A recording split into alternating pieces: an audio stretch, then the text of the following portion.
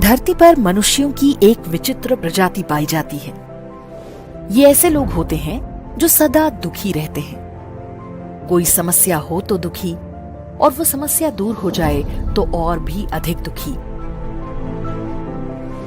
हमारे देश में ऐसे लोग कुछ अधिक ही पाए जाते हैं। ऐसे लोग हिंदुओं की तीर्थ नगरियों में आधारभूत ढांचे में सुधार से भी व्यथित हो उठते हैं। काशी विश्वनाथ मंदिर का नया परिसर इसका सबसे बड़ा उदाहरण है। वो कहते हैं कि मंदिर भव्य तो बन गया, लेकिन उसकी दिव्यता चली गई। जब तक बजबजाती नालियों वाली अंधेरी गली से होकर गर्भगृह तक पहुंचते थे, तब तक दिव्यता थी। उन्हें लगता है कि नरेंद्र मोदी ने भव्यता के चक्कर में भगवान शिव के ज्योतिर्लिंग की दिव्यता कम करवा दी है। मानो मोदी जी के पास भगवान शिव की शक्तियों का कोई रेगुलेटर हो, जब चाहा दिव्यता बढ़ा दी, जब चाहा घटा दी।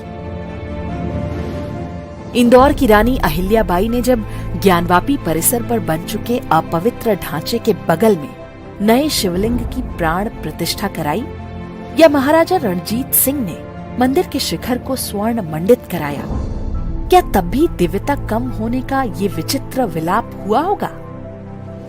ऐसा नहीं है कि नरेंद्र मोदी से पहले काशी में किसी सरकार ने कुछ नहीं किया। मोदी के आने से पहले भी काशी कुछ ऐसी ही थी। गंगा जी थी, घाट थे, यही मंदिर, मठ और आश्रम थे। भीड़भाड़, कोलाहल और थोड़ी बहुत अव्यवस्था भी थी।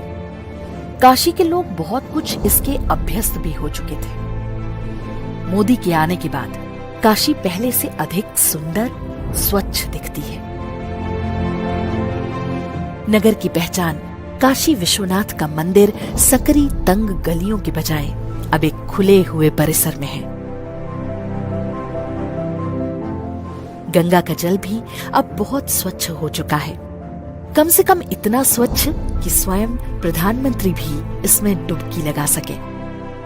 कई दर्जन छोटे बड़े नाले अब बंद हो चुके हैं, जो पूरे शहर के सीवर और गंदे पानी को गंगा में उड़ेला करते थे।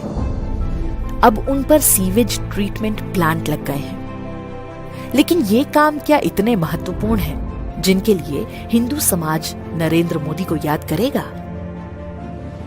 वास्तव में नरेंद्र मोदी जो कर रहे हैं वो इस सबसे बढ़कर है।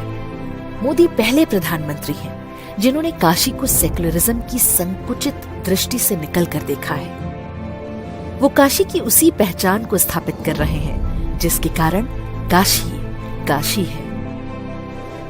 महादेव की राजधानी और अविमुक्त क्षेत्र, जहां आकर व्यक्ति जीवन और मृत्यु के बंधनों से छूटकर मोक्ष पाने का प्रयास करता है। यही वो हिंदू जीवन दर्शन है जो काशी की मूल पहचान है। वाराणसी के मुख्य जंक्शन रेलवे स्टेशन का ये भवन 80 के दशक में कांग्रेस सरकार के समय बना था। इसके शिखर पर बौद्ध धर्मचक्र सुशोभित है। वाराणसी के पास सारनाथ में ये धर्मचक्र बना हुआ है। स्टेशन का पूरा भवन भी बौद्ध स्थापत्य से प्रेरित है। इसे देखकर नहीं लगता कि ये किसी हिंदू तीर्थ स्थल का रेलवे स्टेशन है। ऐसा नगर जहां पर भगवान शिव स्वयं निवास करते हैं, जो हिंदुओं के 12 ज्योतिर्लिंगों में से एक है, क्या उसका रेलवे स्टेशन ऐसा होना चाहिए? ये स्थिति तब है जब सारनाथ का एक अलग रेलवे स्टेशन भी है, जो पूरी तरह से बौद्ध स्थापत्य के आधार पर बनाया गया है। नरेंद्र मोदी सरकार ने वाराणसी के दूसरे सबसे बड़े रेलवे स्टेशन का नामकरण बनारस किया, तो उस पर इसे संस्कृत में भी लिखवाया। बनारस नाम वाराणसी का ही अपभ्रंश है और ये लगभग 14वीं-15वीं शताब्दी में प्रचलित हुआ था। बाद में अंग्रेजों ने भी इसे बनारसी कहना आरंभ कर दिया था। बनारस रेलवे स्टेशन का जो नया भवन बना है, उसमें हिंदू स्थापत्य और आधुनिक भवन निर्माण की छाप देखी जा सकती है। कांग्रेस के काल में केवल रेलवे स्टेशन ही नहीं, काशी की संपूर्ण धार्मिक पहचान में मिलावट के प्रयास किए गए। मिली जुली गंगा जमुनी तहजीब के नाम पर इस्लामीकरण के भी भरपूर प्रयास किए गए। उसी कालखंड में मंदिरों में मुशायरे और गजल के कार्यक्रम भी आयोजित होने लगे थे। लेकिन मोदी के आने के बाद महादेव की काशी ने फिर से अपनी पहचान को ढूंढ लिया है।